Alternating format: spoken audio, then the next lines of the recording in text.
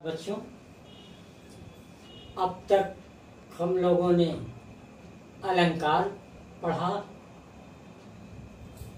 आज हम लोग व्याकरण के अंतर्गत समास के विषय में जानकारी लेंगे। तो पहले हम ये जानें कि समास क्या है। तो इसकी परिभाषा विद्वानों ने इस प्रकार दी है: दो या दो से अधिक शब्दों के मेल से नए शब्द बनाने की क्रिया को समास कहते हैं। समास क्या है?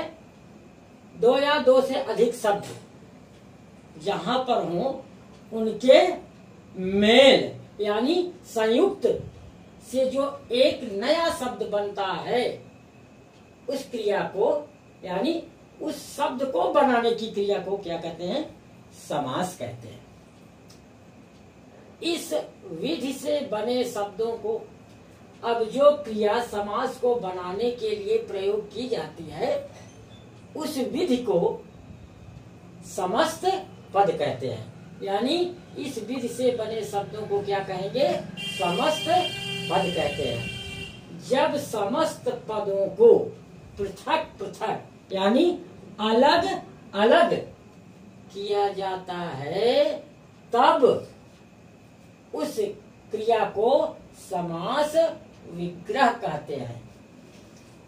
जैसे गंगा जल, तो गंगा जल दो शब्दों के मेल से बना है।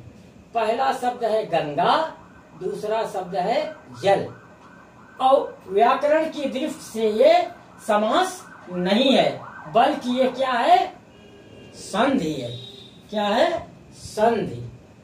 अब ये जानिए कि जब गंगा और जल मिल करके शब्द गंगा जल बना, तो यदि ये संधि है तो फिर समास क्या है? समास है गंगा का जल। गंगा का जल, यह समास है। अब आप लोग जानिए कि समास और संधि में भिन्नता क्या है। दो चीजें हमको मिली इसमें समास के अंतर्गत, एक संधि मिली और दूसरा समास मिला। अब जानिए कि समास और संधि ये अलग अलग चीजें हैं। समास के लिए कम से कम दो शब्द होने चाहिए। समास के लिए कम से कम दो शब्द होने चाहिए और अधिक शब्द चाहे जितने हों। पहले पद को पूर्व पद तथा दूसरे पद को उत्तर पद कहते हैं। अब जैसे गंगा जल है, तो दो शब्द गंगा पूर्व पद और जल उत्तर पद, दोनों पद मिलाकर के बना गंगा का जल। अब ये दो शब्द मिल करके जब बने तो क्या बने? समास।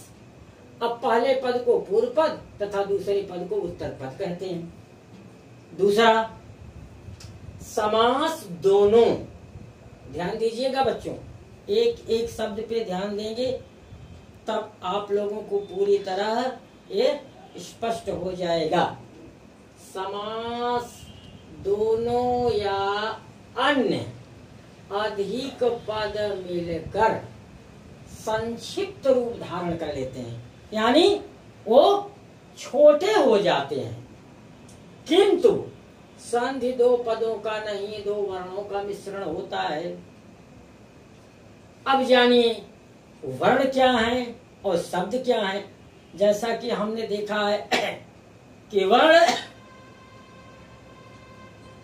एक होते हैं, शब्द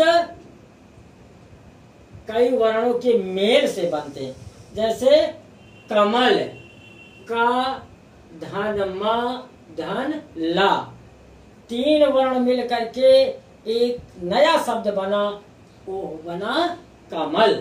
तो यहाँ ध्यान दीजिए, किंतु संधि दो पदों का नहीं, दो वर्णों का मिश्रण होता है। अब तीसरा अंतर देख लीजिए, संधि वाले शब्दों को तोड़कर, संधि वाले शब्दों को तोड़कर अलग करना व्याकरण में विच्छेद कहलाता है।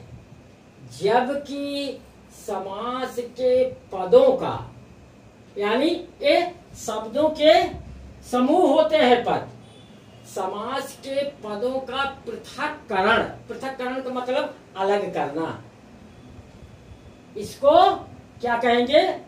विच्छेद नहीं कहेंगे बल्कि विग्रह कहलाता है। अब देखिए, आपको एक नई जानकारी मिली कि इसको अलग करने से ये विग्रह हो जाएगा और शब्दों के वर्ण को अलग कर देंगे तो वो विच्छेद कहा जाएगा। अब देखिए चौथा, समास की क्रिया में विभक्तियों का लोप हो जाता है। बच्चों, आप लोगों के सामने एक जरूर समस्या उत्पन्न हुई होगी कि ये नई वाला विभक्ति क्या है। तो आप लोग इसको जानने के लिए कारक की तरफ हमको लेके चलना पड़ेगा, तब आपको समझ में आ जाएगी कि विभक्ति क्या है। तो कारक जान लीजिए। 8 कारक के 8 प्रकार होते हैं। कर्ता कारक, कर्म कारक, करण कारक, संप्रदान कारक, अपादान कारक, संबंध कारक, अधिकरण कारक, संबोधन कारक। अब विभक्ति जान लीजिए। विभक्ति क्या मतलब बेटा? पहचान या चिन्ह। जैसे किसी व्यक्ति की पहचान के लिए उसका माता पिता नाम रख देते हैं, ठीक उसी प्रकार से कारक को पहचानने के लिए विभक्तियों का निर्माण किया है विद्वानों ने, और इसको इसके चिन्ह है, पहचान के चिन्ह है। क्या? कर्ता ने कर्म को करण से द्वारा साधन के लिए, संप्रदान को के लिए, अपादान से जुदाई, जुदाई माने यानी अलग होना या अलगाव के लिए, संबंध कारक में का, के, की, ना, ने, नी, रा, रे, री, ए जहां वाक्य में ये चीजें मिल जाएं तो समझ लेना कि यहाँ पर संबंध कारक है। अधिकरण कारक में पर, संबोधन हे, हो, अरे। आज हम लोगों ने समास का एक मुख्य चीजें, समास के विषय में जानकारी ली। अब दूसरे दिन हम लोग समास के कितने भेद हैं उनको अलग अलग उदाहरण के माध्यम से जानेंगे, समझेंगे। आप लोग इसको अपनी कॉपी में जरूर लिख लेना। धन्यवाद।